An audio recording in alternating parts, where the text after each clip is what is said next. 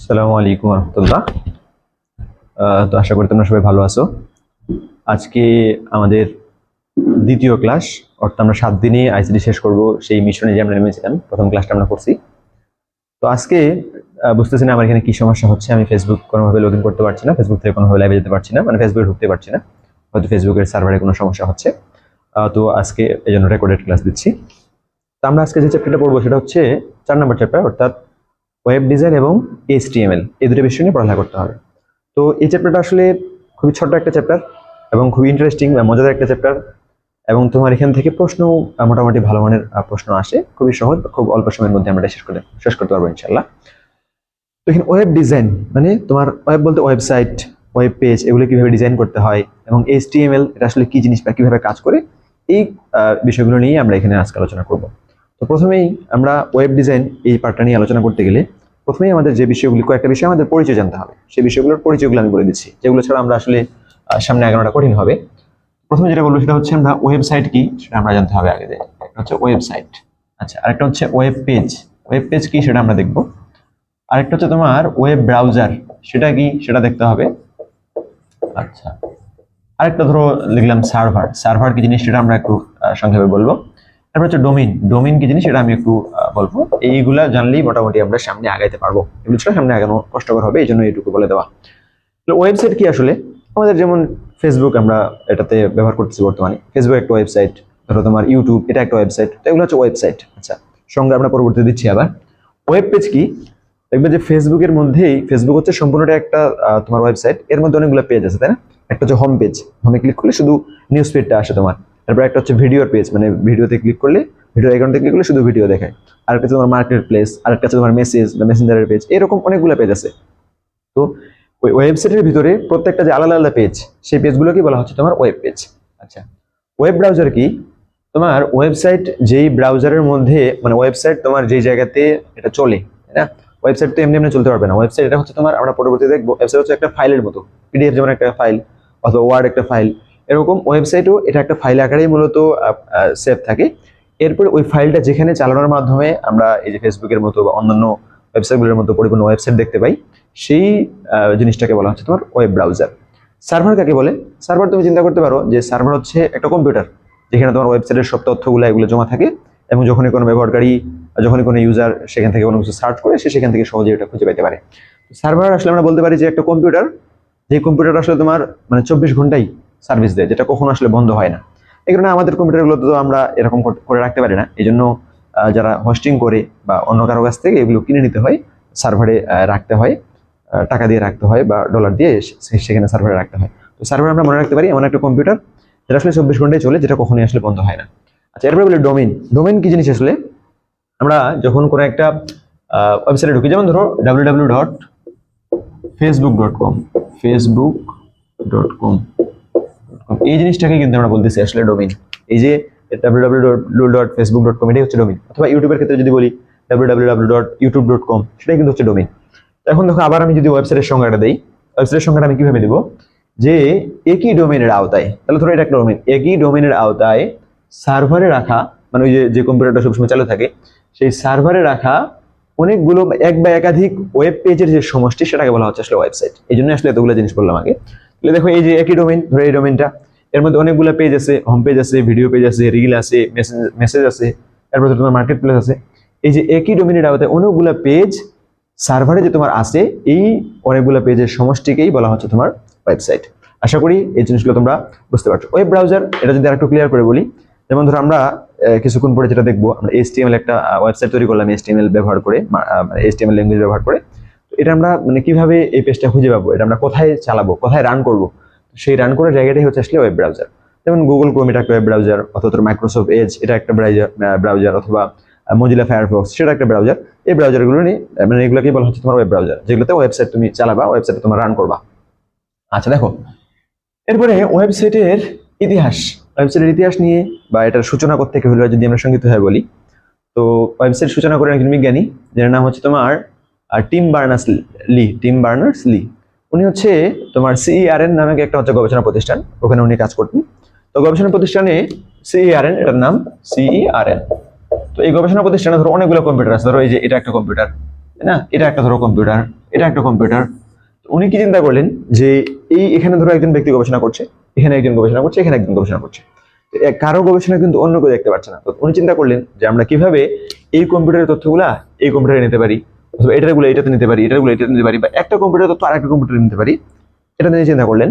এবং আরো চিন্তা করলেন যে আমরা যে গবেষণাপত্রগুলো প্রকাশ করব, বা আমাদের যে গবেষণা আমরা যেগুলো করবো, গবেষণালব্ধ যে ফলাফলগুলো পাবো, এগুলো মানুষ খুব সহজেই কিভাবে তাদের বাড়িতে বসে, তাদের ঘরে বসেই তাদের নিজস্ব কম্পিউটার থেকে এগুলো অ্যাক্সেস করতে পারে বা এগুলো ব্যবহার করতে পারে, তথ্যগুলো পাইতে পারে, সেই চিন্তা থেকে তিনি আসলে এই ওয়েবসাইটগুলো তৈরি করলেন। সেখান থেকে আসলে ওয়েবসাইটের সূচনা। এই ঘটনাটা ঘটছে তোমার, বিজ্ঞানের নামটা আবার বলি, টিম বার্নার্স লি, এবং সালটা হচ্ছে তোমার 1989 সালে। 1989 সালে তিনি এই চিন্তা ভাবনা করলেন এবং ওয়েবসাইটের তিনি একটা ধারণা প্রস্তাব করলেন যে আমরা এরকম এই কাজটা করতে পারি। এরপরে এই বছরে তিনি এই কাজটা সম্পূর্ণ করতে পারেন নাই। এক বছর পরে অর্থাৎ 1990 সালে তিনি শুধু একাই না, তার যারা আরো সহকারী সেখানে গবেষক ছিল, তারা সকলে মিলে এই প্রথম ওই সময়ে ওয়েবসাইট তৈরি করেন। আচ্ছা, ওয়েবসাইটের ইতিহাস সম্পর্কে এখানে খুব বেশি তোমাদের পরীক্ষাও কিছু আসবে না, বা খুব বেশি তোমরা তোমাদের পড়ার প্রয়োজনে বইও খুব বেশি আলোচনা এখানে পাবা না। আচ্ছা দেখো, এখন আমরা যেটা দেখবো এটা হচ্ছে আমাদের এই অধ্যায়ের মূল আলোচনা, এবং এখান থেকে নিশ্চিত 100% নিশ্চিত যে এখান থেকে কোনো না কোনো একটা প্রশ্ন তোমার পরীক্ষাতে থাকবে। এটা হচ্ছে HTML। আচ্ছা, HTML কি জিনিস?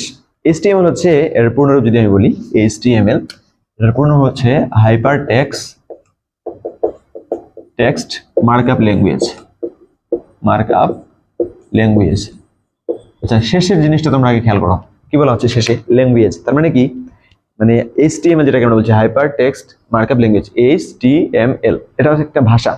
কিসের ভাষা? আমরা যখন প্রোগ্রামিং ভাষা বলি না, অনেকগুলো প্রোগ্রামিং ভাষা আছে, যেমন পাইথন আছে, জাভাস্ক্রিপ্ট আছে। তো এটা আসলে ওইরকম না। ওই প্রোগ্রামিং ভাষাগুলো, ওগুলোতে অনেক কিছু প্রোগ্রাম করা হয়, এটা আমরা পরের অধ্যায়ে দেখবো।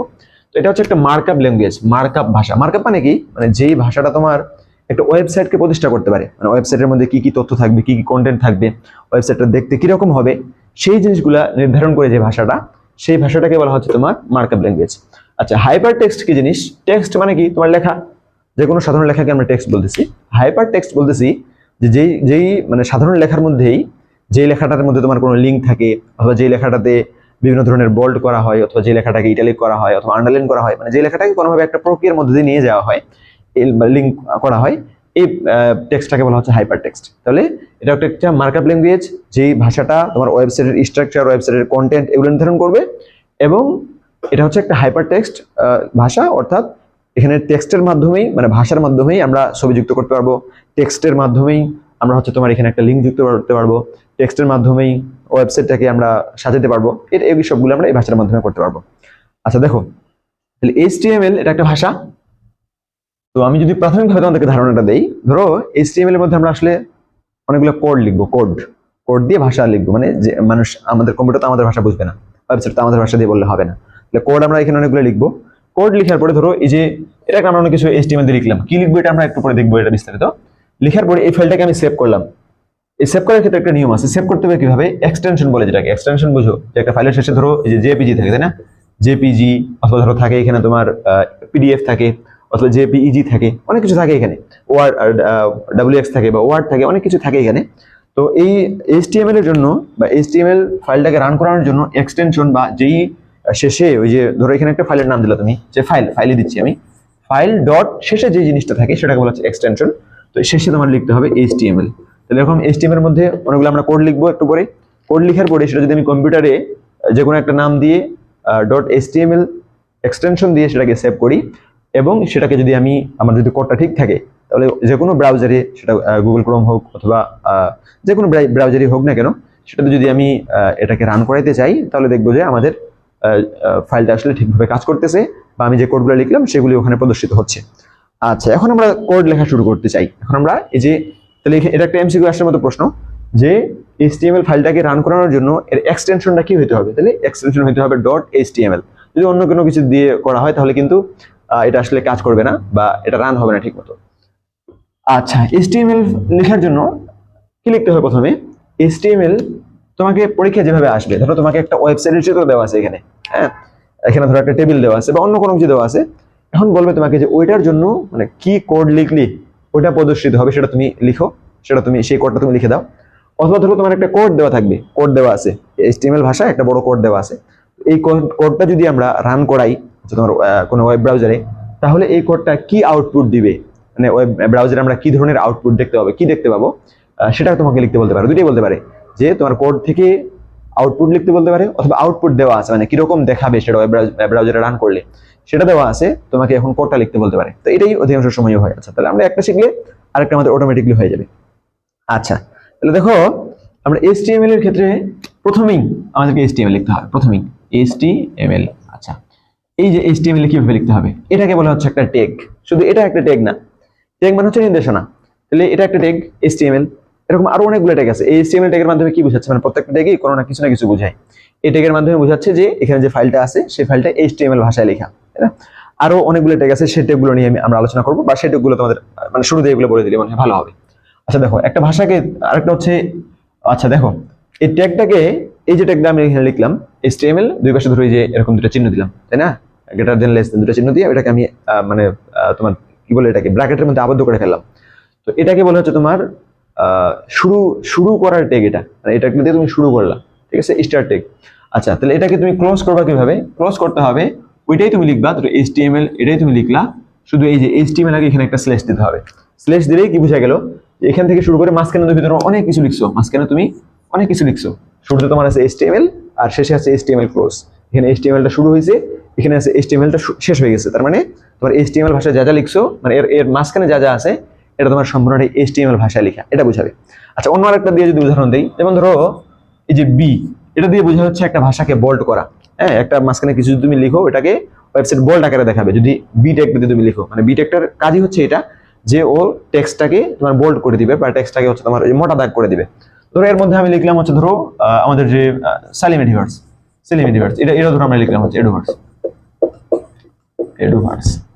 এরপরে তাহলে শেষে কি করতে হবে, এটা আমরা শুরু করছিলাম ট্যাগটা এখানে, হ্যাঁ, এখানে তাহলে ওটাকে ক্লোজ করে দিতে হবে। ক্লোজ করে দেওয়ার জন্য বি লিখতে হবে, শুধুমাত্র কি করতে হবে, বি এর আগে একটা স্ল্যাশ দিতে হবে। তার মানে এই যে এই বি থেকে শুরু করে, শুরুর ট্যাগ থেকে শুরু করে এই যে বি শেষ ট্যাগ বা বি ক্লোজিং ট্যাগ, এর মাঝখানে যে লেখাটুকু আছে, বি এর কাজ যেহেতু হচ্ছে বোল্ড করে দেওয়া, তাহলে এটাকে ও বোল্ড আকারে প্রকাশ করবে বা কম্পিউটারে বড় করে দেখাবে। আচ্ছা, তাহলে আমি এটা উদাহরণ দেওয়ার দরকার নেই, শুধু ট্যাগ গুলো বলে যাচ্ছি। আরেকটা ট্যাগ হচ্ছে ধরো তোমার এই যে আই দিয়ে প্রকাশ করে, মানে হচ্ছে ইটালিক। তুমি এখানে যা লিখবা, এরপর যদি তুমি এটাকে ক্লোজ করে দাও আই দিয়ে, তাহলে এখানে যে মাঝখানে তুমি যা লিখবা এটাকে ও ইটালিক আকারে প্রকাশ করবে, মানে ওই যে ইটালিক তোমরা যেন বাঁকা করে একটু লেখা হয় সেই ভাবে কিন্তু এটাকে প্রকাশ করবে। আরেকটা ট্যাগ হচ্ছে ধরো তোমার এখানে ইউ মানে হচ্ছে আন্ডারলাইন। তাহলে তুমি এখানে মাঝখানে কোনো কিছু লিখলা, শেষে আবার ইউটাকে তুমি ক্লোজ করে দিলা, বা আন্ডারলাইন ট্যাগটাকে ক্লোজ করে দিলা, মাঝখানে তুমি যা লিখবা সেই মাঝখানে লেখাগুলোকে ও কিন্তু আন্ডারলাইন আকারে প্রকাশ করবে। আচ্ছা, এরপরে দেখো অনেক সময় আমাদের এরকম প্রয়োজন হয়, ধরো আমি লিখতে চাই যে H2O, এই যে এর মানে হচ্ছে পানি, তাই না? জানো তোমরা অনেকে হয়তো। তাহলে যে টুটা এখানে নিচে লিখলাম, ওয়েবসাইটে আমরা কিভাবে লিখতে পারি বা এটাকে কি বলা হয়, এটাকে বলে আসলে সাবস্ক্রিপ্ট। হ্যাঁ, আরেকটা হচ্ছে ধরো তুমি লিখতে চাও যে A স্কয়ার B স্কয়ার, তাই না? তাহলে এই যে উপরে লিখলে A এর উপরে 2 B এর উপরে 2, এটাকে বলা হচ্ছে সুপারস্ক্রিপ্ট। এটাকে নিচে লেখাটাকে বলে সাবস্ক্রিপ্ট আর উপরে লেখাটাকে বলে সুপারস্ক্রিপ্ট। তাহলে আমরা সাবস্ক্রিপ্ট এবং সুপারস্ক্রিপ্ট এটা কিভাবে করতে পারি, মানে উপরে কোনো কিছু লিখতে চাইলে আর নিচে কোনো কিছু লিখতে চাইলে ওটার জন্য দুটো ট্যাগ আছে। একটা হচ্ছে সাব ট্যাগ, সাব মানে সাবস্ক্রিপ্ট, এটার মাধ্যমে তুমি যেখানে যা লিখবা ওটা তোমার হচ্ছে নিচে দেখাবে, এটাকে ক্লোজ করে দিবা সাবটাকে। আচ্ছা, এরপর ধরো এখানে আছে তোমার সুপারস্ক্রিপ্ট, মানে এটা উপরে, এটা দেওয়ার পরে এখানে তুমি যা লিখবা এটাকে তোমার হচ্ছে উপরে দেখাবে, এবং এটাকে তোমার হচ্ছে সুপারস্ক্রিপ্টটাকেও ক্লোজ করে দিতে হবে। আচ্ছা, এটা বুঝতে পারলে কিনা আমি একটু উদাহরণ দিই। ধরো আমরা লিখতে যাচ্ছি এটা যে A square plus B square, এই জিনিসটা আমরা লিখতে চাই, তাহলে কি লিখবো, আমি A লিখবো প্রথমে, যেহেতু নরমাল, এর মধ্যে কোনো কিছু নাই। এরপরে এখানে 2 আছে এবং এই দুইটা আছে A এর উপরে, তাহলে এখানে আমি এখন সুপারস্ক্রিপ্ট দিয়ে দেবো, যদি আমি উপরে লিখতে চাই সুপারস্ক্রিপ্ট দিয়ে যে দুইটা কিন্তু এখানে নরমালি লিখবো। এখন এই সুপারস্ক্রিপ্ট দেওয়ার কারণে এই দুইটাকে ওয়েবসাইট বা ওয়েব ব্রাউজার নিজেই দুইটাকে A এর উপরে তোমার উঠে দিবে। এরপর ধরো এখানে প্লাস দিলাম, এটার ক্ষেত্রে অন্য কোনো কিছু, আচ্ছা ঠিক আছে, প্লাসটা যেহেতু আবার উপরে না, এই জন্য এখানে আবার ওই যে এটাকে ক্লোজ করে দিতে হবে, সুপারস্ক্রিপ্টটাকে ক্লোজ করে দিতে হবে। যদি ক্লোজ না করো তাহলে যা যা লিখবা সবগুলোকে ও কি করবে, এই যে A এর উপরে উঠে দিবে, ঠিক আছে। আচ্ছা, এরপর ধরো নরমালি বি লিখলাম, এরপর হচ্ছে তোমার সুপারস্ক্রিপ্ট শুরু করে এখানে আবার উপরে যদি 2 আছে, এই 2 লিখে সুপারস্ক্রিপ্টটাকে ক্লোজ করে দিলাম। আচ্ছা, আশা করি বুঝতে পারছো। তাহলে সবগুলো ট্যাগ কিন্তু এরকম ভাবে কাজ করে, যে ট্যাগটাকে তুমি শুরু করবা, এরপর ট্যাগটাকে তুমি শেষ করবা। ট্যাগের যে কাজ, মাঝখানে যে অংশটুকু তুমি লিখবা, ট্যাগটা কিন্তু মানে ওয়েব ব্রাউজারে যখন প্রদর্শিত হবে, মানে ওয়েবসাইটে তুমি যখন প্রকাশ করবা, পাবলিশ করবা, তখন কিন্তু মাঝখানের ট্যাগটা তুমি মানে মাঝখানের টেক্সটটা তুমি যেই ট্যাগ ব্যবহার করছো ওই ট্যাগের যে কাজ সেই ট্যাগে কিন্তু রূপান্তরিত হবে। এবং তুমি যদি এখানে যদি তোমার হচ্ছে ইয়া না করো, তুমি যদি এটাকে ক্লোজ না করে দাও, তাহলে তুমি যতদূর পর্যন্ত লিখবে শেষ পর্যন্ত সবগুলোই কিন্তু ওই ট্যাগের আওতাভুক্ত হয়ে যাবে। আবার যদি শেষেও একেবারে যায় তুমি ক্লোজ না করো, তাহলে দেখা যাবে যে তোমার ওই ট্যাগটা আসলে ঠিকমতো কাজই করতেছে না। আচ্ছা, এখানে আরো কয়েকটা ক্লোজ আছে, আরো কয়েকটা ট্যাগ আছে। আচ্ছা, এখানে এখানে লিখে দিচ্ছি। এটা একটা হচ্ছে এমফেসাইজ ট্যাগ, মনে রাখবা, এগুলো খুব বেশি ব্যবহৃত হয় না। এমফেসাইজ ট্যাগ, এই ট্যাগের মানে হচ্ছে, এমফেসাইজ মানে হচ্ছে কোনো কিছুকে হাইলাইট করা। হ্যাঁ, ধরো তুমি অনেকগুলো শব্দ লিখতেছো, চাচ্ছ যে মানে অনেক একটা বড় বাক্য লিখতেছো, চাচ্ছ যে এই বাক্যটার মধ্যে তোমার একটা বা দুইটা শব্দ হচ্ছে তুমি একটু মানে আলাদা যেন দেখায়, এরকম তুমি করবা, তাহলে ওখানে তুমি এমফেসাইজ ব্যবহার করতে পারো। ওই দুইটা শব্দের আগে এমফেসাইজ দিয়ে ওই শব্দটা লিখলা, তাহলে ওই শব্দটাকে ওয়েবসাইট হচ্ছে তোমার বড় করে দেখাবে। আরেকটা হচ্ছে এরকমই, এটা হচ্ছে স্ট্রং। এটা এমফেসাইজের মতোই শক্তিশালী করা, এমফেসাইজের মতো, মানে এমফেসাইজ ট্যাগটার আর কাজ আর স্ট্রং এর কাজ কিন্তু একই রকম, যে অনেকগুলো শব্দের মধ্যে তুমি চাচ্ছ যে কোনো একটাকে বড় করে দেখাইতে, কোনো একটাকে শক্তিশালী করে দেখাইতে, বোল্ড মানে বড় করে দেখাইতে, তাহলে তুমি ওখানে স্ট্রং ট্যাগটা ব্যবহার করতে পারো। অন্যগুলোর চাইতে এটাকে একটু আলাদা করে দেখা হবে। অন্যগুলো যদি বোল্ড আকারে লেখা থাকে, এটা বোল্ডের চাইতেও, তার চাইতেও, মানে অন্যগুলোর চাইতেও একটু আরো বড় করে দেখা হবে। এটা হচ্ছে তোমার এখানে স্ট্রং ট্যাগ। আচ্ছা, আশা করি বুঝতে পারছো। আচ্ছা, দেখি তোমরা বুঝতে পারলে। আচ্ছা, আরেকটা ট্যাগের কথা বলি। এটা হচ্ছে ডেল ট্যাগ। ডেল মানে হচ্ছে ডিলিট। ডিলিট ট্যাগের কাজ কি আসলে? আমরা ধরো অনেক সময় দেখি না যে এরকম লেখা আছে যে মানে যখন কোনো প্রোডাক্টের ছাড় দেওয়া হয়, মূল্য ছাড় দেওয়া হয়, তাহলে ধরো আগে মূল্য ছিল হচ্ছে 100 টাকা, তাই না? এটা কিভাবে কাটে দেওয়া হয় না? 100 টাকা এভাবে কাটে দেওয়া হয়, কাটে দিয়ে এরপর এখানে লেখা হচ্ছে এখন 80 টাকা মূল্য। এটা দেখছো না তোমরা অনেক সময়? তো এই কাজটা আসলে কে করে? এই কাজটা করে হচ্ছে ডেল ট্যাগ। ডেল লেখার পরে তুমি এখানে যাই লিখবা, ডেল লেখার পরে তুমি ধরো এখানে যদি লিখো 100, এরপর এখানে তুমি ডেলটাকে যদি ক্লোজ করে দাও, ডেলটাকে তুমি ক্লোজ করে দিলা, তাহলে ও আউটপুট যেটা দিবে সেটা হচ্ছে যে 100 লেখার পরে এই যে 100 টাকা মাঝখান থেকে এভাবে কাটে দিবে। এটা হচ্ছে ডেল ট্যাগের কাজ। আচ্ছা, আমি নোটে এগুলা সাজানো গুছানো ভাবে দিয়ে দিব, তোমরা শুধু আপাতত বুঝে রাখো। আচ্ছা, এরপরে দেখো আমি যদি এখন একটা কাজ দিই, হ্যাঁ, বা একটা তোমাদেরকে চিন্তা করার জন্য একটা বাক্য লিখতে বলি এই ট্যাগগুলো ব্যবহার করে, তাহলে তোমরা কিভাবে লিখবে? ধরো আমি একটা বাক্য দিলাম যে বাংলাদেশ ইজ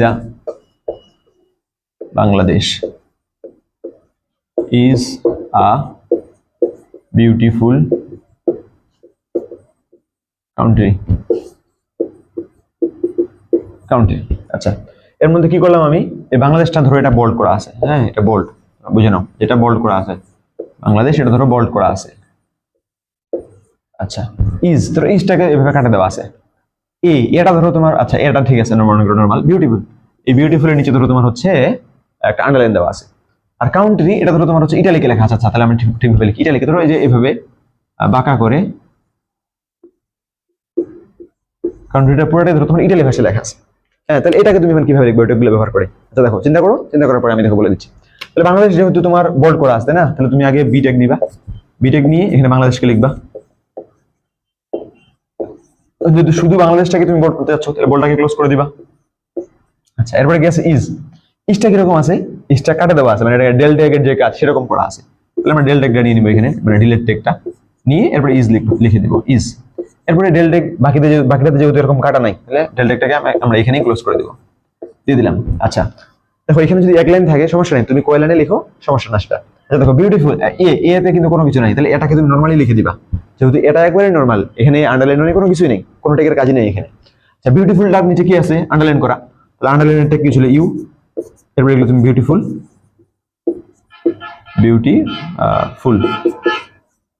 আচ্ছা, বিউটিফুল লেখার পরে তুমি যেহেতু শুধু এটুকুর মধ্যে আন্ডারলাইন করা আছে, তাহলে তুমি আন্ডারলাইনটাকে ক্লোজ করে দিলা। আচ্ছা, এরপরে কি আছে? কাউন্ট্রিটাকে ধরো তোমার ইটালিক করা আছে, হ্যাঁ, বাঁকা ভাবে লেখানো আছে। ইটালিকের তোমার ইয়া কি ছিল? ট্যাগ কি ছিল? আই ছিল। তাহলে আই লিখে এরপরে তুমি এখানে লিখলা কাউন্ট্রি, এরপরে তুমি আইটাকে তোমার ক্লোজ করে দিলা। বুঝতে পারছো তো তোমরা, তাই না? আচ্ছা, আমি শুধু এই লেখাটা কিভাবে লিখতে হয় ওয়েবসাইটে, মানে HTML এর ভাষায়, সেটুকু তোমাদেরকে দেখালাম। বাকি যতগুলো ট্যাগ আছে, হ্যাঁ, আরো কিছু আমি ট্যাগ সামনে আসবে, সবগুলোর কাজ কিন্তু এরকমই, যে শুরুতে মানে যতটুকু পর্যন্ত তোমার বোল্ড করা আছে, বোল্ড ট্যাগটা ওইটুকুর মধ্যে তোমার সীমাবদ্ধ করে। দেখো, এই যে বোল্ডের শুরু ট্যাগ আর এই যে বোল্ডের হচ্ছে শেষ ট্যাগ, মানে মাঝখানে একটা বোল্ড হবে, আমাদের কিন্তু এখানে তাই আছে। এখানে দেখো তোমার এই যে শুরুতে হচ্ছে তোমার শুরুতে হচ্ছে ডেল ট্যাগের শুরু, এই যে ডেল ট্যাগের এটা শেষ, মানে এর মাঝখানে যা আছে এটুকু শুধুমাত্র ডিলিট বা কাটা আকারে থাকবে। তোমরা বুঝতে পারতেছো আশা করি। সবগুলো কিন্তু আমরা এরকম ভাবে লিখলাম। আচ্ছা দেখো, তাহলে এরপর আমরা দেখবো যে এটাকে ফর্মালি কিভাবে লেখা হয়। ফর্মালি আমাদের ফাইলটা লেখার জন্য আমরা যা লিখলাম, হ্যাঁ, এখানে আমরা যেটুকু লিখলাম, দেখো আমরা ফাইল লেখার সময় বলছিলাম আমরা শুরু করবো HTML দিয়ে, হ্যাঁ, যেন বুঝা যায় যে এটা একটা HTML ফাইল। লেখার পরে এখানে আমরা এরপরে লিখতে হয় তোমার টাইটেল। হ্যাঁ, মানে যদি কোনো টাইটেল থাকে, এই টাইটেলটা দেখাবে কোথায়? তোমরা দেখবে যে ধরো এটা যদি কম্পিউটার হয়, যখন তুমি কোনো কিছু সার্চ করো, এই উপরে একেবারে একটা ওয়েবসাইট হলে উপরে একবারে দেখবে যে ওয়েবসাইটের টাইটেল দেখায়। তো তোমার ওয়েবসাইটে যদি তুমি কোনো টাইটেল দিতে চাও, বা ধরো পরীক্ষার প্রশ্নে ওয়েবসাইটে কোনো একটা টাইটেল দেওয়া আছে, সেই টাইটেলটা তো ধরো কিছু একটা টাইটেল দেওয়া আছে, ধরো টাইটেল দেওয়া আছে বাংলাদেশ, টাইটেলের মধ্যে তুমি হচ্ছে বাংলাদেশটা দিয়ে দিবা। ঠিক আছে, এরপর টাইটেল ক্লোজ, মানে টাইটেলের মধ্যে শুধু এটুকুই থাকবে। আচ্ছা, এরপরে কি দিতে হয়? এরপর আরেকটা ট্যাগ আছে আমাদের এখানে, সেটা হচ্ছে হেড ট্যাগ। হেড, হ্যাঁ, মানে হচ্ছে হেডিং আর কি। তো এটা এখানে দেওয়া হয়, অথবা হেড ট্যাগটা তুমি হচ্ছে চাইলে টাইটেলের আগে দিতে পারো, এখানে দেওয়া হয় হেড ট্যাগটা মূলত। এরপর টাইটেলের পরে কোনো কিছু যদি তুমি হেডিং হিসেবে না দিতে চাও, হেড ট্যাগটাকে সরাসরি ক্লোজ করে দিবা। যদি কোনো ট্যাগের মধ্যে কিছু কিছু না দিতে চাও, ক্লোজ করে দিবা, তার মানে ওই ট্যাগের মধ্যে কোনো কিছু নাই। কিন্তু যেগুলো ফর্মালি ট্যাগগুলো লেখা হয়, ধরো টাইটেলের মধ্যে এখানে আমরা লিখলাম, কিন্তু টাইটেল ধরো টাইটেল কোনো দেওয়াই নেই, তারপরেও কিন্তু টাইটেল তোমার এখানে লিখতে হবে, কিন্তু টাইটেলের মধ্যে এই মাঝখানের জায়গাটা তোমার ফাঁকা থাকবে। আশা করি বুঝতে পারতেছো। আচ্ছা, এরপরে আসবে হচ্ছে তোমার বডি ট্যাগ। বডি, হ্যাঁ, এই যে এটা কিন্তু ফর্মাল, তোমার যাই লিখতে বলা হোক না কেন এটুকু লিখতেই হবে। যাই লিখতে বলা হোক না কেন এই উপরের অংশটুকু তোমার থাকবে, এটাই আমি দেখাচ্ছি আসলে। এরপরে তুমি লিখবে বডি। আচ্ছা, এই বডি লেখার পরে এরপরে হচ্ছে তোমার আসলে মূল কাজ। তোমার ওই যে লেখাটা আমি দিয়েছিলাম, ওটার তোমার HTML ভাষায় যা হয়, যেটা দেওয়া আছে, মানে মূল যে অংশটা, সেটার তুমি অংশটুকু এখন এখানে লিখবা এই বডির মধ্যে। এরপরে মানে বডির মধ্যে কি লিখবে? একটু আগে যেটা লিখলা না যে ওই Bangladesh is a beautiful country, সেটার মধ্যে কোথায় কোথায় বলছিল কি ছিল, মানে ওই যেটুকু লিখছিলা ওই সম্পূর্ণটা আসলে লিখতে হবে বডির মধ্যে। উপরে যা আছে এটা তুমি প্রত্যেকটা প্রশ্ন আসলেই এটা তোমাকে লিখতে হবে। আচ্ছা, এরপরে কি করবা? বডিটা লেখার পরে বডি ক্লোজ করে দিবা, মানে বডি হচ্ছে তোমার এই পর্যন্ত শেষ, মানে মূল বক্তব্য তোমার এই পর্যন্ত শেষ। এরপরে আমরা বলছিলাম যে প্রত্যেকটা ট্যাগের কি আছে, যেটা শুরু আছে আবার কি আছে, ওটার শেষও আছে। তাহলে এই ট্যাগটা দেখো আমরা শুরু করছিলাম এখানে HTML-টা, কিন্তু এটা তো শেষ করিনি। HTML-টা শেষ করতে হবে আমাদের সবার শেষে। তাহলে HTML-টা আমরা এখানে সবার শেষে আসে ক্লোজ করে দেব। ঠিক আছে, আশা করি বুঝতে পারছো। তাহলে যে কোনো কিছুই যদি তোমার দেওয়া হয়, আমি তো একটা উদাহরণ দেখাইলাম, যে কোনো কিছুই একটা লাইন লিখে কোথাও তোমার বোল্ড করে দেওয়া আছে, কোথাও আন্ডারলাইন দেওয়া আছে, এটা লিখ দেওয়া আছে, যাই থাকুক না কেন, আশা করি তোমরা সেটার উত্তর করতে পারবা বা অ্যান্সার করতে পারবা, যদি শুধুমাত্র টেক্সট দেওয়া থাকে। এখন আরো অনেক কিছু আছে এখানে, আমরা যেগুলো সামনে আসলে দেখবো। আচ্ছা, এরপরে দেখো এখানে আরেকটু এক্সেপশন আছে একটা বিষয়ে, সেটুকু শুধুমাত্র তোমাদেরকে দেখাই। এটা MCQ তে আসার জন্য একটু গুরুত্বপূর্ণ, যে সবগুলো ট্যাগেরই আসলে তোমার এই যে ক্লোজিং ট্যাগ আছে, তাই না? যে ট্যাগটা শুরু করলাম আবার শেষে যায় তুমি শেষ করতেছো, কিন্তু কয়েকটা ট্যাগ আছে, মোটামুটি 3টা ট্যাগ আছে যেটা আসলে ক্লোজিং ট্যাগ নাই। হ্যাঁ, যেটাকে আমরা এমটি ট্যাগ বলি। কি কি সেটা? এই যে ইমেজ, যদি তুমি মানে ছবি যুক্ত করতে চাও, তাহলে ইমেজ ট্যাগটা ব্যবহার করতে হয়। তো ইমেজ ট্যাগের শুরু আছে, ইমেজ ট্যাগের কিন্তু মানে শেষ নাই। এই ইমেজ ট্যাগটা ব্যবহার করার পরে এর মধ্যে তুমি কোন ইমেজটা যুক্ত করে দিলা, কিন্তু এটা যে মানে তোমার আগে যেরকম শেষ করার জন্য আগে স্ল্যাশ দিয়ে শেষ করতে হইতো, ইমেজ ট্যাগটার এরকম নাই। আর কোনটা নাই? বিআর, এটারও নাই।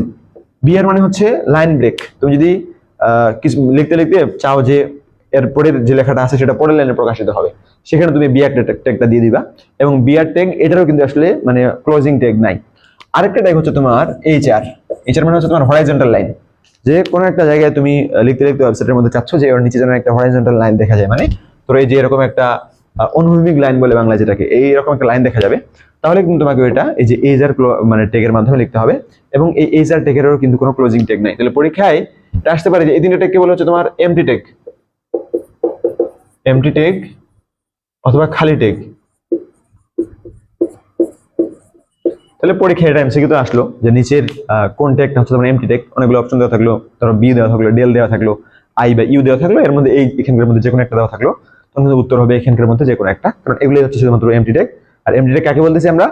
যে ট্যাগের তোমার শুরু আছে কিন্তু যেটার কোনো কি নাই, ক্লোজিং ট্যাগ নাই। আর অন্যান্য ট্যাগগুলোর ক্ষেত্রে আমরা দেখছি যে ওগুলোর ক্লোজিং ট্যাগও ছিল। আচ্ছা, তাহলে ট্যাগ মানে আমরা সাধারণ যে ট্যাগগুলা, সেই ট্যাগগুলো মোটামুটি আমরা শেষ করে ফেললাম। ঠিক আছে, সাধারণ যদি শুধুমাত্র বাক্য দিয়ে প্রশ্ন করা হয় তোমার পরীক্ষাতে HTML লিখতে বলা হয়, তাহলে আশা করি তুমি এটা পারবা। আচ্ছা, এরপর আমরা যেটা দেখবো সেটা হচ্ছে লিস্ট। লিস্ট তৈরি করা, যে তুমি তোমার ওয়েবসাইটের ভিতরে কিভাবে একটা লিস্ট প্রকাশ করতে পারো, কিভাবে একটা লিস্ট তুমি তৈরি করতে পারো। আচ্ছা, লিস্টের ক্ষেত্রে কয়েকটা ট্যাগ তোমাকে মনে রাখতে হবে। একটা হচ্ছে তোমার লিস্টের জন্য OL, এটা একটা ট্যাগ। আমি ট্যাগগুলো কি বোঝাচ্ছি আমি বলে দিচ্ছি। আরেকটা হচ্ছে UL, এটা একটা ট্যাগ। আরেকটা হচ্ছে LI, লিস্ট, এটা একটা ট্যাগ। OL এটার মানে হচ্ছে অর্ডার লিস্ট। যদি তুমি কোথাও মানে তৈরি করতে চাও একটা লিস্ট, যে লিস্টটা হচ্ছে সাজানো আছে তোমার 1 নম্বরে, 2 নাম্বার, 3 নাম্বার, 4 নাম্বার, এরকম করে লিস্টটা সাজানো আছে, তাহলে তুমি ব্যবহার করবা হচ্ছে অর্ডার লিস্ট, OL।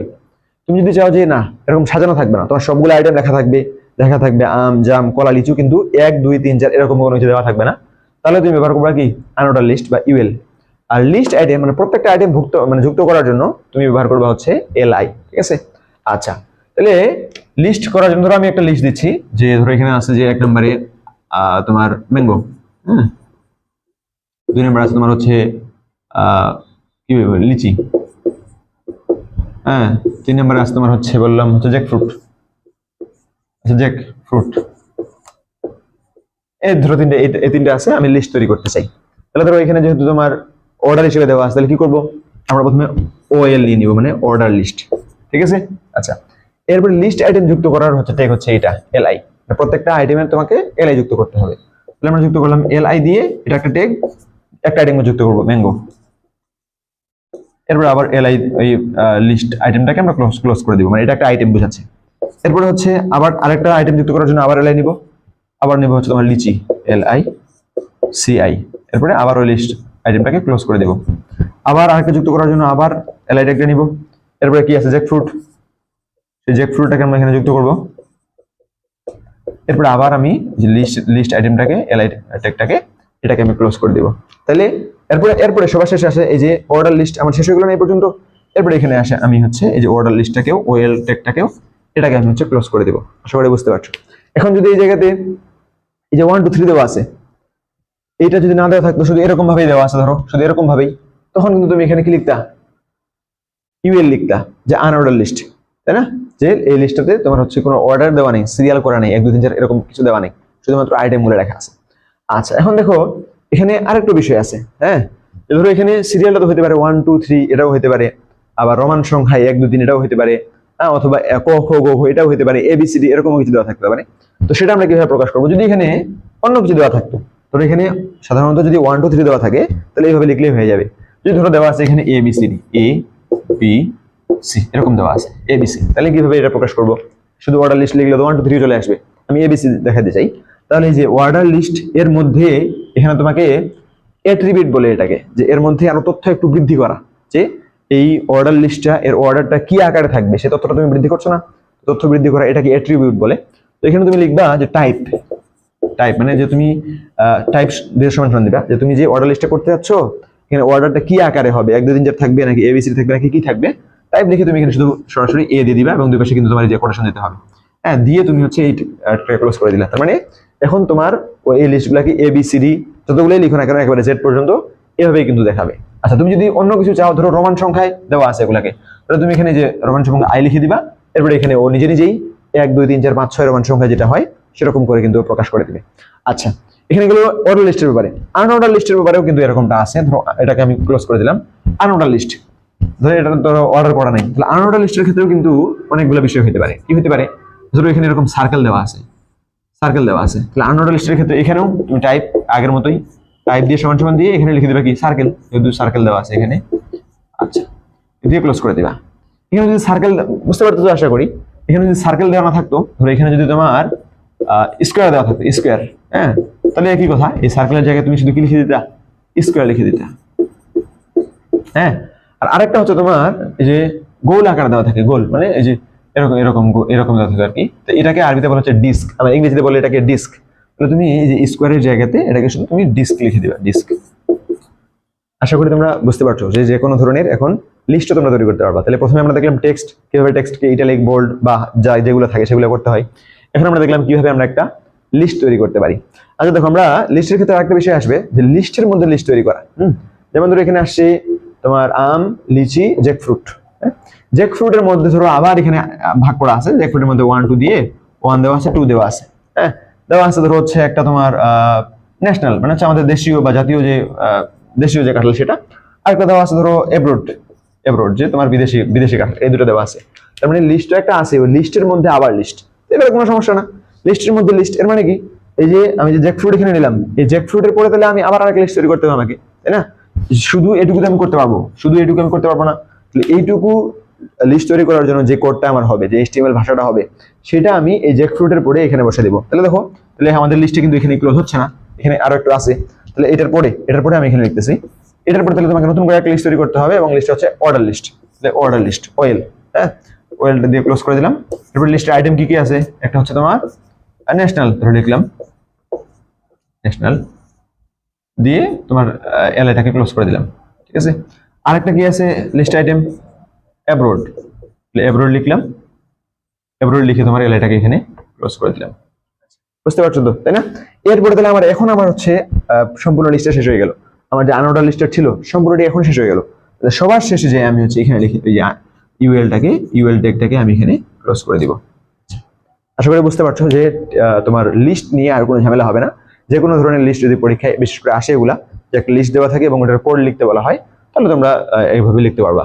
আচ্ছা আচ্ছা, এরপরে দেখো লিস্টের পরে আমরা যে বিষয়টা দেখবো সেটা হচ্ছে টেবিল। যে টেবিল আমরা কিভাবে তৈরি করতে। আচ্ছা, টেবিল দেখার আগে আমরা আরেকটা জিনিস দেখি, সেটা হচ্ছে হাইপার লিঙ্ক। যে কিভাবে আমরা একটা লিঙ্ক যুক্ত করতে পারি। লিঙ্ক বলতে ধরো দেওয়া আছে যে গো টু মাই চ্যানেল। তো এই যে চ্যানেল শব্দটা ধরো দেওয়া আছে, তো এটা এমনভাবে তৈরি করা হয়েছে যে তুমি এই যে চ্যানেল শব্দের মধ্যে যদি ক্লিক করো তাহলে তোমাকে অন্য একটা ওই যে ফেসবুক চ্যানেলে অথবা ফেসবুক পেজ অথবা ইউটিউব চ্যানেলে তোমাকে নিয়ে যাবে এই শব্দটার মধ্যে তুমি ক্লিক করলে। এটাকে বলা হচ্ছে হাইপার লিঙ্ক, যে একটা শব্দের মধ্যে বা একটা টেক্সটের সাথে তোমার লিঙ্ক যুক্ত করা। তো এটা এগুলো আসলে যদিও একটু ভাবতে মনে হচ্ছে কঠিন মনে হচ্ছে, খুব কঠিন কোনো বিষয় নয়। এই সবগুলো শুধুমাত্র টেকগুলো জানলেই হয়ে যাবে যে কোন টেকের মাধ্যমে আমরা এই কাজটা করতে পারি। তো এটাই আমি করতে যাচ্ছি।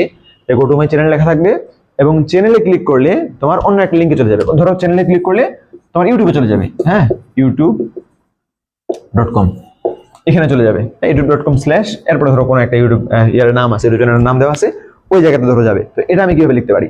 তো এর জন্য যে ট্যাগটা ব্যবহার করতে হয় হাইপার লিঙ্কের জন্য সেটা হচ্ছে এ ট্যাগ।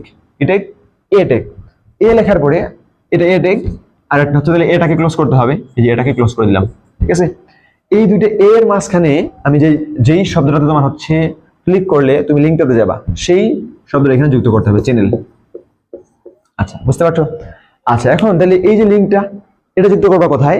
এই যে এ ট্যাগটা আমরা লিখছিলাম, এই এ ট্যাগটাতে এখানেই ক্লোজ হবে না, শুধুমাত্র এখানে আরেকটা জিনিস লিখতে হবে, HREF, মানে হচ্ছে হাইপারলিংক রেফারেন্স।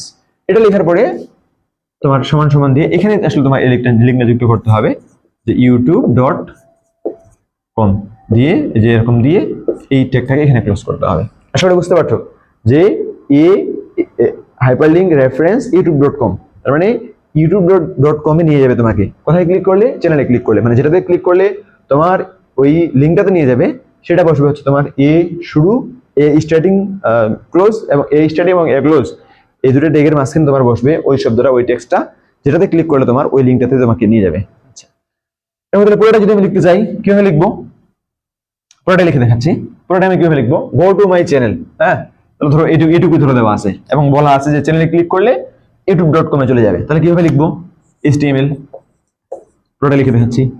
HTML, তারপরে হেড, এখানে কোনো হেড নাই, তাই না? টাইটেলও নাই, তাহলে টাইটেলটাকে ক্লোজ করে দিলাম, হেডটাকে ক্লোজ করে দিলাম, যেহেতু হেডিংও নাই এখানে। আচ্ছা, এখানে আরেকটা নিয়ম বলি, যে যেটা তুমি পড়ে শুরু করবা ওটাকে আগে শেষ করতে হবে। দেখো এখানে একটা ট্যাগের মধ্যে দুইটা ট্যাগ, আগে হেড শুরু করছো, পরে টাইটেল শুরু করছো, শেষ করে মানে হেড না শেষ করতে টাইটেল শুরু করছো, তাহলে তোমাকে আগে যেটা পড়ে শুরু করছো ওটাকে আগে শেষ করতে হবে। তো টাইটেলটাকে আগে ক্লোজ করলাম, এটা যদি তুমি পরে করো তাহলে কিন্তু ভুলে যাবে। টাইটেলটা যদি আমরা পড়ে শুরু করছি এটাকে আগে শেষ করতে হবে, আর হেডটাকে আগে শুরু করছিলাম ওটাকে কিন্তু তোমার যে পড়ে শেষ করতে হবে। এরপরে আমরা কি লিখবো? Go to my channel. তাহলে আমরা যেহেতু এটা একটা প্যারাগ্রাফের মতো, হ্যাঁ, পি এটা প্যারাগ্রাফ বোঝায়, পি দিয়ে আমরা লিখতে পারি। তাহলে গো টু, যেহেতু কোনো সমস্যা নেই বা কোনো তোমার বোল্ড করা নেই, কোনো কিছু নেই, সাধারণভাবে লিখলাম গো টু মাই চ্যানেল। এই চ্যানেলের জায়গায় এখন আমরা ওটা যুক্ত করবো, যে এ হাইপারলিংক রেফারেন্স, যে কোথায় নিয়ে যাবে? এটা youtube.com এ নিয়ে যাবে। তাহলে এখানে আমরা দিলাম ওই ইয়াটা youtube.com। তোমার পরীক্ষায় যদি অন্য কোনো লিঙ্ক এখানে দেওয়া থাকে তাহলে সেই লিঙ্কটা এখানে বসাতে হবে। এরপর আমরা বসাবো এই টেক্সটটা, চ্যানেল দিয়ে আমরা হচ্ছে এই যে এ ট্যাগটা ছিল, এই ট্যাগটাকে আমরা এখানে ক্লোজ করে দিলাম। এরপরে আমরা হচ্ছে, আচ্ছা সরি, এটা তো বডির মধ্যে ছিল, তাই না? আচ্ছা, আমরা বডির মধ্যে ছিল এটাকে। আচ্ছা, তাহলে এখন এই যে বডির মধ্যে প্যারাগ্রাফ নিয়েছিলাম, এই প্যারাগ্রাফটাকে আমরা ক্লোজ করে দিলাম, হ্যাঁ, বডিটাকে আমরা ক্লোজ করে দিলাম। আচ্ছা, এরপরে শুরুতে যে HTML নিয়েছিলাম ওই HTML-টাকে আমরা ক্লোজ করে দিলাম। তাহলে আশা করি যে কোনো ধরনের যদি লিঙ্ক দেওয়া থাকে, হ্যাঁ, যদি দেওয়া থাকবে এখানে যে অন্য একটা শব্দ, যে ফেসবুক পেজ, ওটাতে ক্লিক করলে facebook.com এ চলে যাবে। তাহলে এখানে তুমি চ্যানেলের জায়গায় বসে দাও ফেসবুক পেজ, আর যেখানে যে লিঙ্কটা দেওয়া আছে youtube.com, এটা জায়গায় তুমি বসে দাও facebook.com, অথবা যে লিঙ্ক দেওয়া থাকবে সেই লিঙ্কটা তুমি এখানে আসলে ব্যবহার করতা। আচ্ছা, এরপরে দেখো, এরপরে আমরা যেটা দেখবো সেটা হচ্ছে ছবি যুক্ত করা, হ্যাঁ, যে একটা ওয়েবসাইটের মধ্যে কিভাবে আমরা টেক্সটের মাধ্যমে, মানে টেক্সট ব্যবহার করে কিভাবে একটা আমরা ছবি যুক্ত করতে পারি। তো ছবি যুক্ত করার জন্য তোমার পরীক্ষায় যেরকম দেওয়া থাকবে, একটা ছবি দেওয়া থাকবে, ওই ছবিটা ধরো একটা নাম দেওয়া থাকবে, মানে ছবিটা যখন একটা কম্পিউটারে সেভ করা থাকে ওই ফাইলের একটা নাম থাকে না, তো ছবিটা ধরো নাম ধরো দেওয়া আছে যে ফ্লাওয়ার, একটা ফুলের ছবি ধরো দেওয়া আছে যে flower.jpg, এটা ধরো হচ্ছে তোমার ফাইলের নাম। তো বলছে যে এই ফুলটাকে মানে বা এই যে ছবিটা দেওয়া আছে যে কোনো কিছু হতে পারে, এটাকে ওয়েবসাইটের মধ্যে কিভাবে যুক্ত করতে হবে। তো এটা যুক্ত করার জন্য যে টেগটা হচ্ছে সেটা হচ্ছে আমি আগে বলছিলাম, সেটা হচ্ছে ইমেজ টেগ। এবং বলছিলাম যে এই ট্যাগের শুধু শুরু আছে, এটার কোনো ক্লোজিং ট্যাগ নাই, মানে স্ল্যাশ দিয়ে যে আমরা শেষ করতাম শেষে যায় ওই ট্যাগ কিন্তু এটার জন্য নাই। তাহলে ইমেজ লেখার পরে কি লিখতে হবে, এসআরসি সোর্স দিয়ে সমান সমান। সোর্স মানে কি, সোর্স মানে হচ্ছে যে তুমি আসলে মানে সোর্স মানে তোমার এই যে ছবিটা যদি যুক্ত করতে যাচ্ছ সেই ছবিটার হচ্ছে তোমার মানে সোর্স কি, উৎস কি।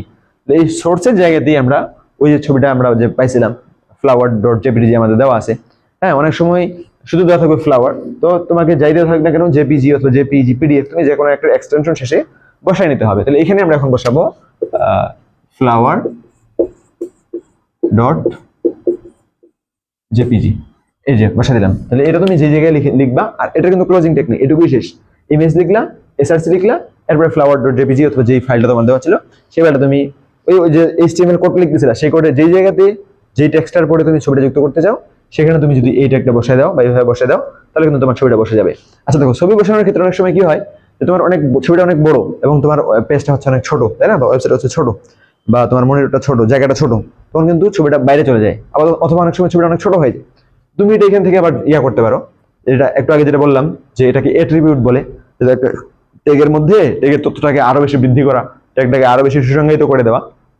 সেটা কিভাবে করতে পারো, এই পর্যন্ত যাওয়ার পরে তুমি এখানে লিখবে উইডথ, শেষ করবে না এই পর্যন্ত। উইডথ মানে কি, যে তোমার হচ্ছে দৈর্ঘ্য কতটুকু হবে ছবিটার, এটা দেওয়ার পরে তুমি দিলা হচ্ছে যে এটা হবে তোমার 200 পিক্সেল।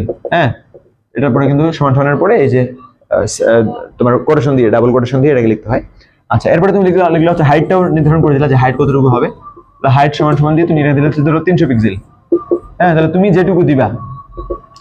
যেটুকু দিবা তোমার আসলে ওই ছবিটা ওই এক্সটেনশনের মধ্যে বা অতটুকু পিক্সেলের মধ্যে, অতটুকু সাইজের মধ্যে ওই ছবিটা কিন্তু ওই ওয়েবসাইটের মধ্যে বসে যাবে।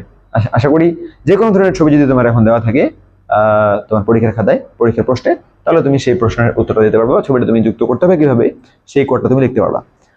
আচ্ছা, এরপরে আমরা যেটা দেখবো সেটা হচ্ছে টেবিল। এই টেবিলের কথা বলতেছিলাম এতক্ষণ। টেবিল কিন্তু অনেক সময় বা টেবিলই আসলে এটাই পরীক্ষায় বেশি আসে, অন্যগুলোও আসে, অনেক সময় দেখা যায় টেবিলের মধ্যে ছবি যুক্ত করতে বলছে। হ্যাঁ, তো সেটাও আমরা করতে পারবো, সেটা কোনো সমস্যা না।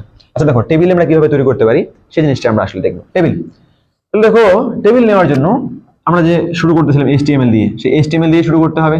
হ্যাঁ, এরপরে হেড দিচ্ছিলাম, সেই হেড দিতে হবে। টাইটেল দিচ্ছিলাম, কারণ আমাদের যদি কোনো টাইটেল থাকে, হ্যাঁ তাহলে আমরা টাইটেল দিব, যদি টাইটেল না থাকে তাহলে সরাসরি টাইটেলটাকে আমরা ক্লোজ করে দিব, টাইটেল। আচ্ছা, আমি হয়তো এখানে অনেক মানে তোমার জায়গা কম হওয়ার কারণে বিভিন্নভাবে লিখছি, পরীক্ষার খাতায় একটু গুছিয়ে তোমরা সাজে লিখবা। হ্যাঁ, এরপরে ধরো হচ্ছে তোমার হেডটাকে আমরা ক্লোজ করে দিলাম, যে হেডিংও শেষ, যে আমাদের হেডিংও লেখার মতো কোনো কিছু নাই। এরপরে দেখো এখানে নিতে হবে তোমার টেবিল। হ্যাঁ, এখানে টেবিল লিখলা, এখানে টেবিল লেখার পরেই তোমার নিচে একটা টেবিল চলে আসবে। ঠিক আছে, টেবিল লেখার পরেই তোমার নিচে একটা টেবিল চলে আসবে। তো টেবিল যদি লেখো শুধুমাত্র এইভাবে, তাহলে তোমার টেবিল চলে আসবে। বলতে কিরকম টেবিল আসবে, ধরো টেবিলের মধ্যে তুমি দিলে এখানে হচ্ছে নেম, এখানে দিলে রোল, এরকম টেবিল আসবে। হ্যাঁ, ধরো নামের জায়গায় একটা দিলে কিছু যে রাকিব, হ্যাঁ রোলের জায়গায় দিলা হচ্ছে তোমার 10, এরকম কিছু দিলা। এটা হচ্ছে সাকিব দিলা, সাকিব রোলের জায়গায় দিলা হচ্ছে 20। এটা এইভাবে আসবে, মানে টেবিলের যেরকম যে তোমার বর্ডার থাকে সেই বর্ডার কিন্তু এখানে তৈরি হবে না।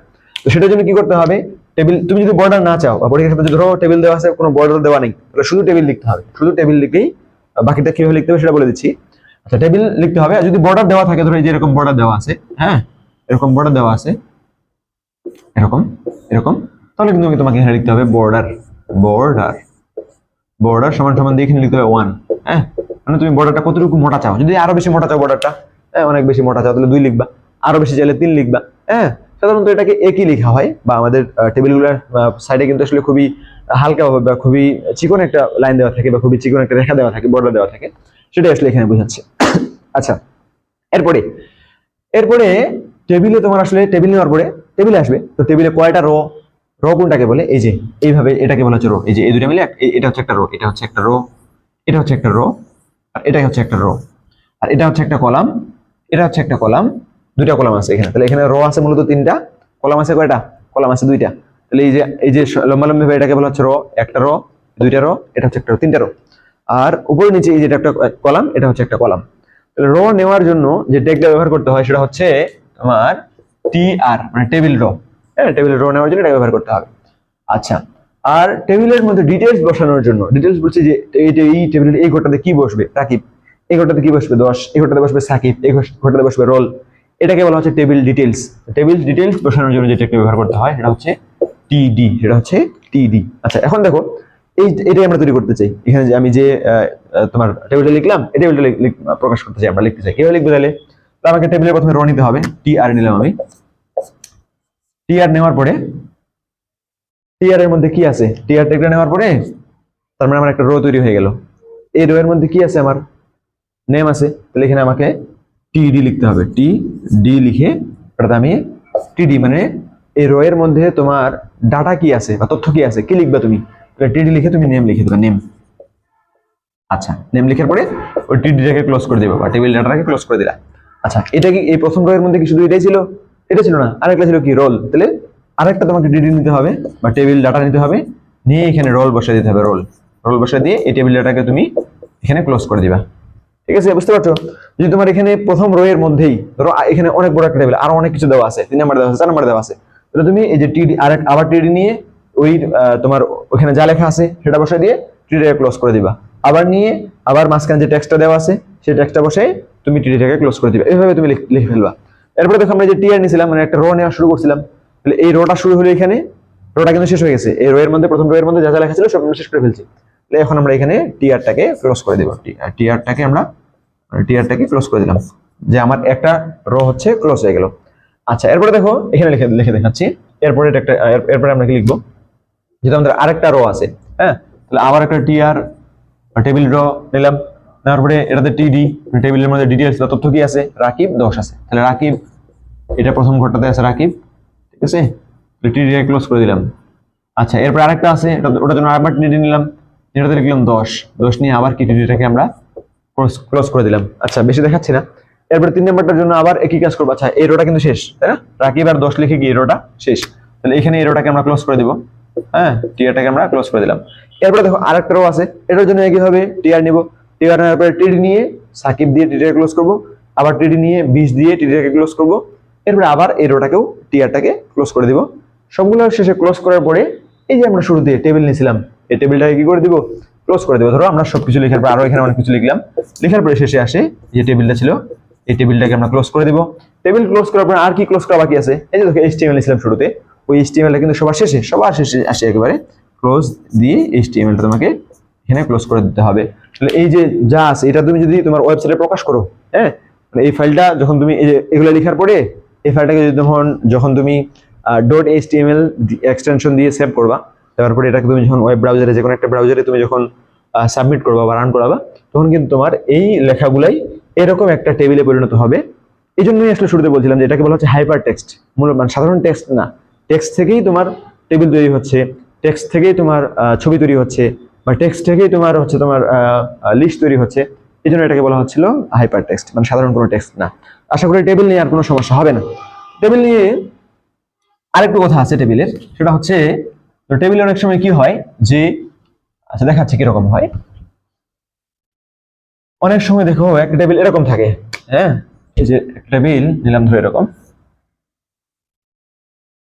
এই যে এরকম থাকে, এরকম থাকে একটা টেবিল, হ্যাঁ, আবার ধরো এরকম থাকে। এটা একটা উল্টাপাল্টা টেবিল, তাই না?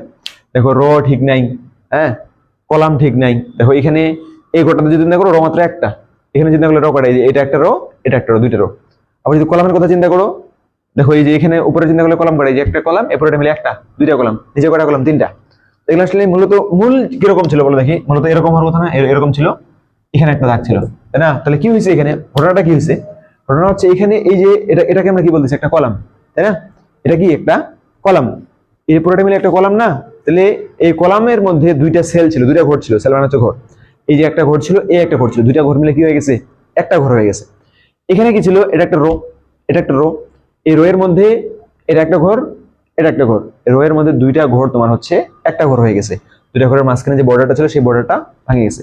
তাহলে এটাকে আমরা দুইটা ট্যাগ আছে এটার জন্য। একটা হচ্ছে রো স্পেন, রো স্পেন মানে হচ্ছে যেখানে তোমার র ছুটে গেছে, মানে দুইটা র ভাঙে একটা র হয়ে গেছে। হ্যাঁ, দুইটা রো বা তিনটা রো হতে পারে, চারটা রো মিলে একটা রো হয়ে গেছে, এটা হতে পারে, মানে চারটা ঘর মিলে একটা ঘর হতে পারে। তো যদি সেটা চারটা রো মিলে একটা রো হয়ে যায়, তখন আমরা লিখবো রো স্প্যান, এরপরে সমান সমান দিয়ে কয়টা রো, দুইটা, এখানে দেখো দুইটা, তাহলে আমরা লিখবো কি 2 লিখে দুই পাশে যে ডাবল কোটেশন দিয়ে এটাকে আমরা ক্লোজ করে দেবো। ঠিক আছে। আচ্ছা, আরেকটা হচ্ছে তোমার যদি কলাম ছুটে যায়, যদি দুইটা কলাম মিলে একটা কলাম হয়ে গেছে, তখন কি করবো, কল স্প্যান। হ্যাঁ, কল স্প্যান, যে তার মানে তোমার হচ্ছে কলাম স্প্যান হয়ে গেছে, দুইটা কলাম মিলে একটা কলাম হয়ে গেছে, বা একাধিকও হতে পারে। ধরো আমি এখানে দুইটাই আছে, তো এই জন্য 2 লিখছি। যদি এরকম হয়তো যে তিনটা কলাম মিলে একটা কলাম হয়ে গেছে, তাহলে এখানে 3 লিখতাম। চারটা কলাম মিলে একটা কলাম হয়ে গেছে, তখন কিন্তু আমরা এখানে 4 লিখতাম। পাঁচটা কলাম, ছটা কলাম যাই হবে সেটা কিন্তু আমরা এখানে লিখে ফেললাম। বুঝতে পারতেছো আশা করি। তো টেবিল নিয়ে তোমাদের আর কোনো ঝামেলার কথা না, অথবা এর চাইতে হায়ার লেভেলে বা এর চাইতে ব্যতিক্রম কিছু অন্য কিছু আসলে টেবিল নিয়ে তোমাদের কোনো প্রশ্ন আসবে না। ঠিক আছে। আচ্ছা দেখো, এরপরে আমরা কি পড়বো, খুব বেশি আর এই অধ্যায়ের পড়া আমাদের বাকি নাই। এরপরে আমরা যেটা দেখবো সেটা হচ্ছে খুব বেশি কিছু দেখতেছি না আমি এখানে বাকি আর। আচ্ছা, এরপরে হচ্ছে স্টাইল লিখি, স্টাইল। হ্যাঁ দেখো, অনেক সময় শুধু সাধারণ লেখা লিখলে হয় না, সাধারণ লেখার পাশাপাশি আর অনেক সময় অনেক কিছু স্টাইল করা হয়। হ্যাঁ, স্টাইল বলতে স্টাইলের মধ্যে কি কি পড়ে, তোমার হচ্ছে কালার পড়ে, যে কালার কিরকম হবে, অথবা স্টাইলের মধ্যে পড়ে তোমার হচ্ছে ছবিটা কত বড় হবে, উচ্চতা কতটুকু হবে, প্রস্থ কতটুকু হবে, ব্যাকগ্রাউন্ডে কি কালার থাকবে। ঠিক আছে। তো এই স্টাইল সংক্রান্ত কিছু হচ্ছে তোমার অ্যাট্রিবিউট আছে বা কিছু হচ্ছে ট্যাগ আছে, সেটা আমি শুধুমাত্র দেখাচ্ছি। তো এটা কিভাবে লিখতে হয় এগুলো আসলে, ধরো স্টাইল লিখলা, স্টাইল একটা ট্যাগ, তুমি কি স্টাইল করতে চাও। ঠিক আছে। স্টাইল লেখার পরে এরপরে তুমি হচ্ছে এই স্টাইলটাকে আরো তথ্য বৃদ্ধি করবা, যে কি স্টাইল তুমি আসলে চাও। তো এখানে কি কি আছে সবগুলো আমি একসাথে লিখে দিচ্ছি। একটা হচ্ছে উইডথ, হ্যাঁ, যে তুমি একটা ছবি যেটা যুক্ত করছো বা একটা জায়গাও হতে পারে, সেই ছবি অথবা তোমার হচ্ছে ওয়েবসাইটের মধ্যে তুমি একটা জায়গা নির্ধারণ করতে যাচ্ছ, তো সেটার দৈর্ঘ্য মানে উইডথ মানে হচ্ছে তোমার প্রস্থ কতটুকু হবে।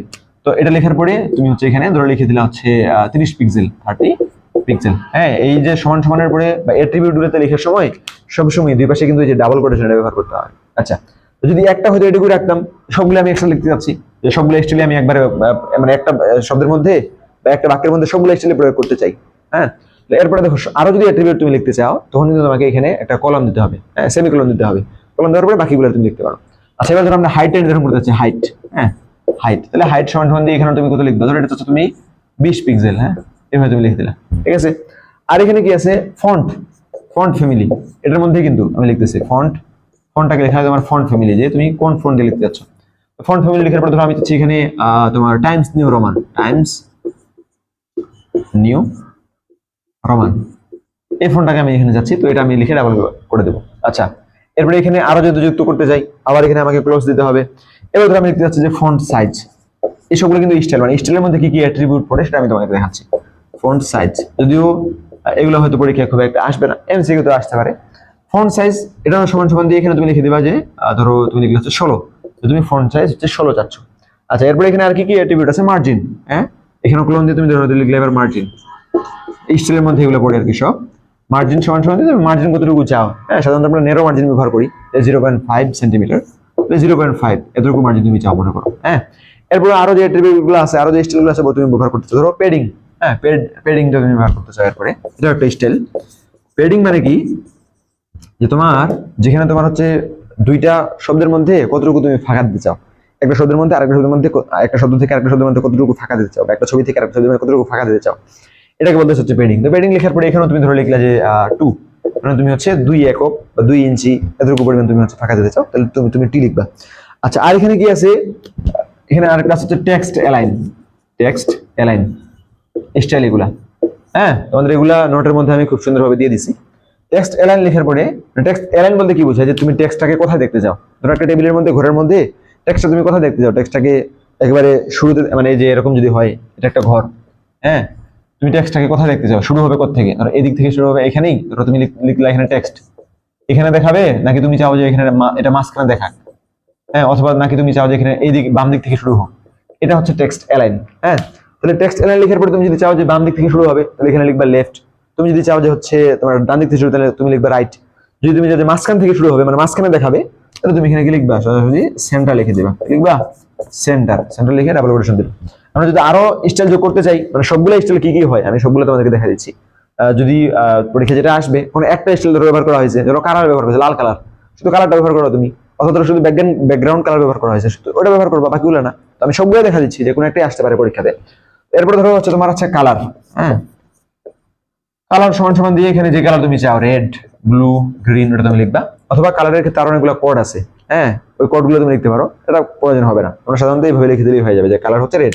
আচ্ছা, আবার কোন দিলা, এবার তো তুমি যাচ্ছ হচ্ছে ব্যাকগ্রাউন্ড কালার, তাহলে ব্যাকগ্রাউন্ড লিখবা যে ব্যাকগ্রাউন্ড কালার সমান সমান দিয়ে এখানে তুমি লিখলে হচ্ছে ইয়েলো, হ্যাঁ, যে ব্যাকগ্রাউন্ড কালার তুমি হচ্ছে চাও হলুদ অথবা অন্য যে কোনো কিছু, ঠিক আছে। তো এগুলোই ছিল মূলত হচ্ছে তোমার স্টাইলের মধ্যে, এগুলোই পড়ে। তাহলে তুমি যদি, আমি এতগুলো দেখালাম, ধরো তোমার হচ্ছে শুধু শুধু চাইছে হচ্ছে, শুধু তোমার চাইছে, তুমি দেখতে পাচ্ছ ছবিটার মধ্যে এগুলো কোনো কিছুই নাই, শুধু কি আছে, শুধু আছে যে তোমার হচ্ছে ফন্ট সাইজ 16, এটুকু মেনশন করা আছে, আর কোনো স্টাইল দেওয়া নাই। তখন তুমি কি করবা তাহলে, আচ্ছা দেখো এটাতে এখানে তাহলে ক্লোজ করে দিবা স্টাইলটা। তাহলে তুমি কি করবা, এই যে স্টাইল ট্যাগ দিয়ে, হ্যাঁ, স্টাইল লেখার পরে তুমি কি বলছিলাম, ফন্ট সাইজটা শুধু, আর কিছু নেই।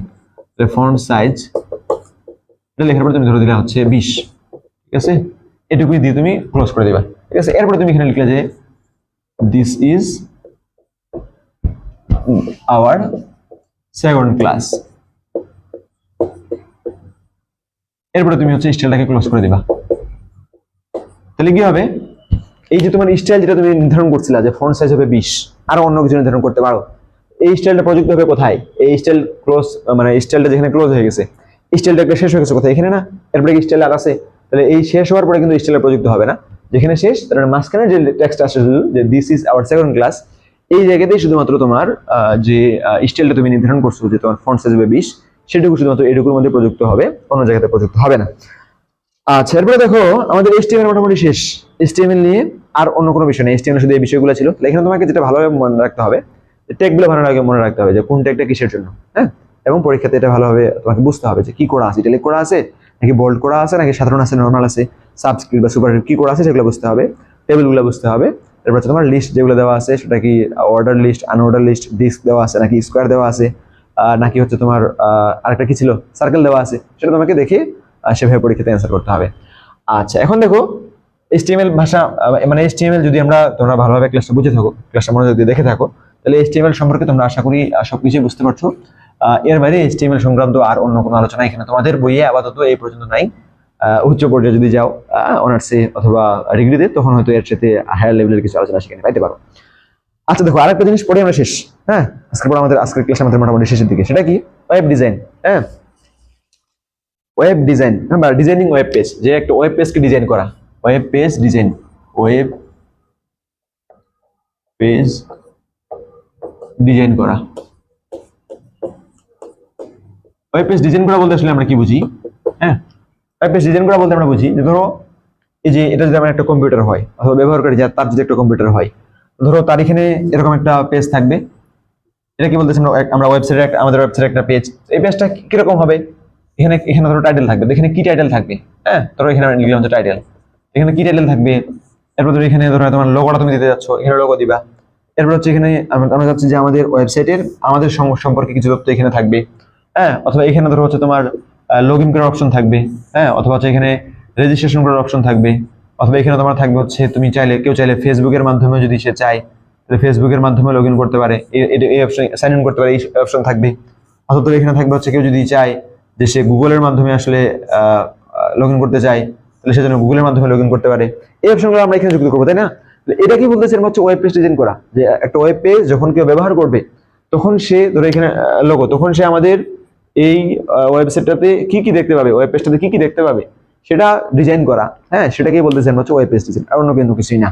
তো এই যে ডিজাইন করাটা, ওয়েব পেজটা মানুষ কিভাবে দেখবে সেটাকে ডিজাইন করা, এটাকে বলা হচ্ছে তোমার ফ্রন্ট এন্ড ডেভেলপমেন্ট বলে, এটাকে তোমরা জানবা ফ্রন্ট এন্ড বলে এটাকে, যে ফ্রন্ট এন্ড ডিজাইন, অথবা তারা এগুলো নিয়ে কাজ করে থাকে বলা হয় ফ্রন্ট এন্ড ডেভেলপার, মানে যে শুধুমাত্র ওই যে সামনে কিরকম দেখা যাবে, ফ্রন্ট মানে সামনে না, কিরকম দেখা যাবে সেটা নিয়ে কাজ করে। আচ্ছা, আরেকটা হচ্ছে যে এই ওয়েবসাইটটা বা এই ওয়েব পেজটা সার্ভারের সাথে কিভাবে যুক্ত করা হবে, বা এটাকে কিভাবে পাবলিশ করা হবে, কিভাবে হোস্টিং করা হবে, কোথায় রাখা হবে, সেই জিনিসগুলো নিয়ে যে আলোচনাগুলা, হ্যাঁ, সেটাকে বলা হয় তোমার ব্যাক এন্ড, যে ব্যক্তি হচ্ছে তোমার পিছনের জিনিসগুলো নিয়ে কাজ করে, যেটা আমরা দেখতে পাই না বা যেটা ব্যবহার করে দেখতে পাই না, মানে এই ওয়েবসাইটের পিছনে কি আছে, পিছনে কি কোড আছে, কোন সার্ভারে রাখা আছে, এটা কিন্তু ব্যবহারকারীরা দেখতে পায় না, ইউজাররা দেখতে পায় না।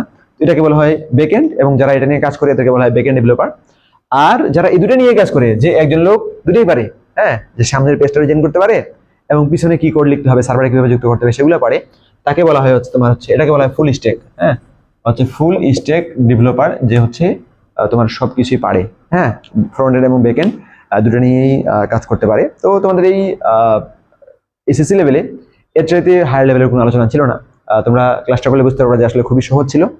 এবং এই চ্যাপ্টার থেকে প্রশ্ন তোমাদের কমন অবশ্যই একটা প্রশ্ন এখান থেকে আসতেই হবে, একটা প্রশ্ন এখান থেকে আসবেই HTML ল্যাঙ্গুয়েজ থেকে। তো আশা করি সেই প্রশ্নটা তোমরা উত্তর দিতে পারবা। তোমাদের যে নোট দেওয়া হবে সেই নোটটা তোমরা দেখবা।